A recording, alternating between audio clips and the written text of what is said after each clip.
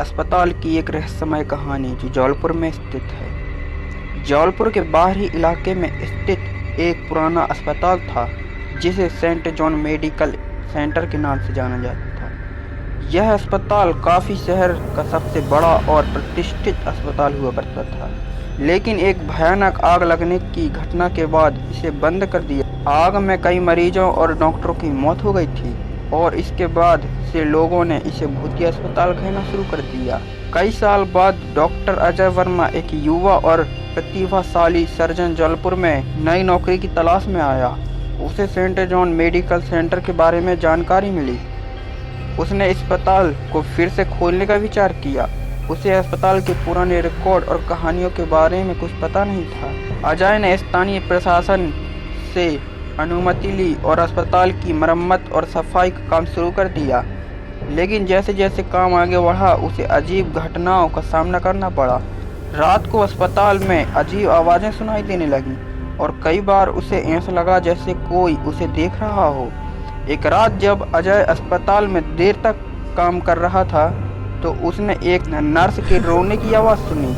वह आवाज़ की दिशा में गया और देखा एक पुरानी नर्स की यूनिफॉर्म पहने हुए औरत बैठी रो रही है। लेकिन जैसे ही उसने उसे छूने की कोशिश की, वह गायब हो गई। अगले दिन अजय ने स्थानीय लोगों को इस बारे में पूछा। उन्हें पता चला कि आग लगने की रात एक नर्स है जिसका नाम रीता था। उसने कई मरीजों की जान बचाने की कोशिश की थी, लेकिन खुद को बचा नहीं पाई। तब से ही उसकी आत्मा अस्पताल में भटक रही है। अजय ने ठान लिया कि वह इस रहस्य को सुलझाएगा। उसने अस्पताल के पुराने दस्तावेजों को खंगालना शुरू किया।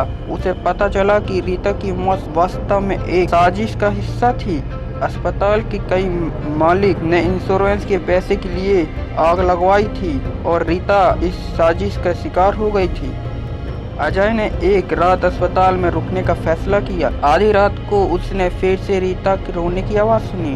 वह आवाज़ का पीछा करते हुए अस्पताल के उसी कमरे में पहुंचा जहां रीता की मौत हुई थी। उसने देखा कि रीता की आत्मा वहां खड़ी है।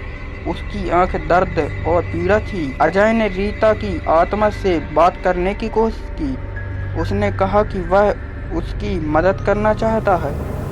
रीता ने बताया कि उसकी मौत एक दुर्घटना नहीं थी, बल्कि उसे मारा गया था। अजय ने उससे वादा किया कि वह उसकी सच्चाई सबके सामने लाएगा। अगले दिन अजय ने पुलिस को इस मामले की जानकारी दी और पुरानी रिपोर्ट्स को फिर से जांचने का अनुरोध किया। जांच के बाद सच्चाई सामने आई कि रीता की मौत एक साजिश थी। दोषियों को सजा मिली और रीता की आत्मा को शांति मिली। इसके बाद अस्पताल फिर से खुल गया और मरीजों की देखभाल के लिए एक बार फिर से प्रतिष्ठित स्थान बन गया। अजय को सभी ने धन्यवाद किया। अस्पताल को फिर से एक नया जीवन मिला। अगर आपको यह कहानी पसंद आई हो तो लाइक करें, फॉलो करें, चैनल को सब्सक्राइब करें। धन्यवाद।